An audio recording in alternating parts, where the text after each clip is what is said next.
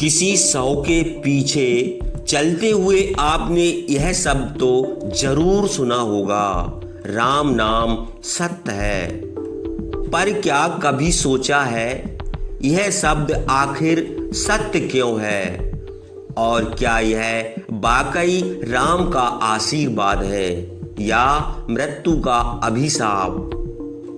आखिर मृत्यु के समय राम नाम सत्य है क्यों बोला जाता है, कोई और नाम क्यों नहीं?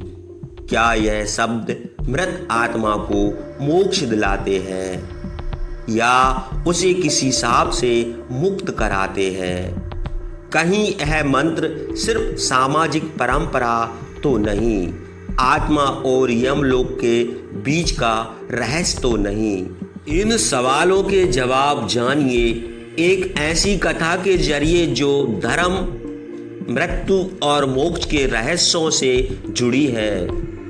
शमशान की राख में ना जाने कितने राज दफन हैं। हर बार जब कोई शरीर अग्नि को सौंपा जाता है तो पीछे से आवाज आती है, राम नाम सत्य है। पर यह आवाज सिर्फ दुख का प्रतीक नहीं, यह चेतावनी भी है और एक गूढ़ संकेत भी। राम नाम सत्य है, इसका शाब्दिक अर्थ है केवल भगवान राम का नाम ही सत्य है, बाकी सब माया है। लेकिन यह सिर्फ ज्ञान नहीं, यह एक मृतदेह के पीछे चलता हुआ अंतिम मंत्र है। हिंदू शास्त्रों के अनुसार जब किसी इंसान की मृत्यु होती है तो उसकी आत्मा भौतिक शरीर छोड़कर यमदूतों के साथ आगे बढ़ती है। इस समय राम नाम सत्य है बोला जाना आत्मा को यह याद दिलाने के लिए होता है कि अब इस दुनिया की कोई चीज उसके साथ नहीं जाएगी, ना धन, ना परिवार, ना शरीर, बस ईश्वर का नाम। अब सवाल उठता है, क्या यह वाक्य मोक्ष की राह है या मृत्यु का स्वीकार? अगर आपको रहस्य जानने हैं तो कमेंट में जय श्री राम जरूर लिखें। कुछ संतों का मानना है यह आशीर्वाद है। राम नाम स्वयं एक महामंत्र है जो मृत आत्मा को सद्गति की ओर ले जाता है। राम नाम का उच्चारण ब्रह्मा से लेकर शंकर तक सभी देवता करते हैं, पर कुछ तांत्रिक मानते हैं कि यह एक चेतावनी है। यह नाम उन आत्मा को याद दिलाता है कि अब उनके कर्मों का लेखा जोखा शुरू होने वाला है।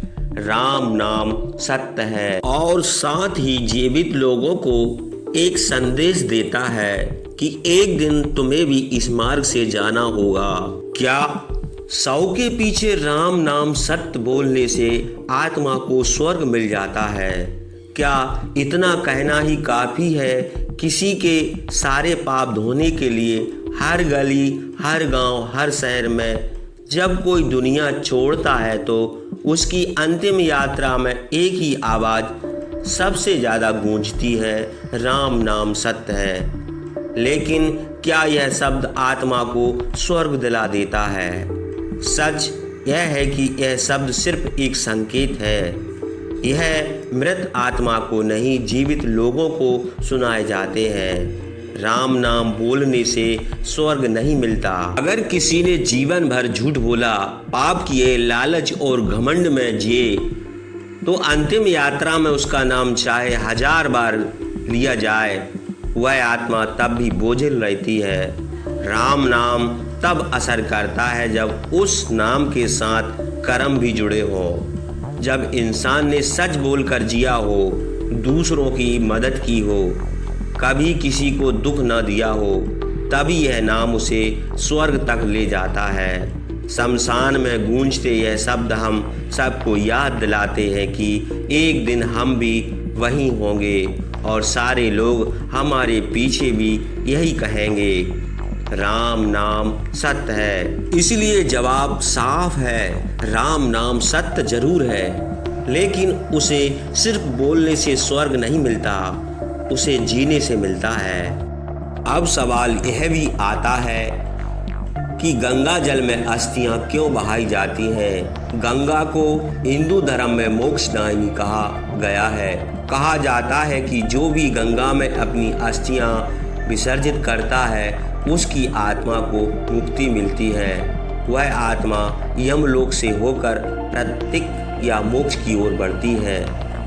गंगा सिर्फ एक नदी नहीं, वह एक दिव्य शक्ति है जो आत्मा के सारे शेष बंधन काट देती है। इसलिए अंतिम संस्कार के बाद अस्थि विसर्जन जरूरी माना गया है, ताकि आत्मा को शांति मिल सके और अगला जन्म मिल सके।